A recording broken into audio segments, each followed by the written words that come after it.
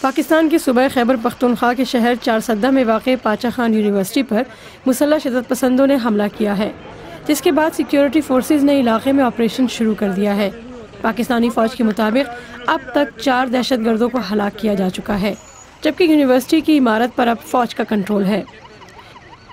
P T V نے چارسدہ کے deputy superintendent police کے حوالے سے بتایا ہے کہ حملہ صبح 9 بجے کیا گیا اور فائرنگ کے علاوہ دھماکوں کی آوازیں بھی سنی گئی ہیں۔ اس حملے میں متعدد افراد کے ہلاک اور زخمی ہونے کی اطلاعات موصول ہو رہی ہیں۔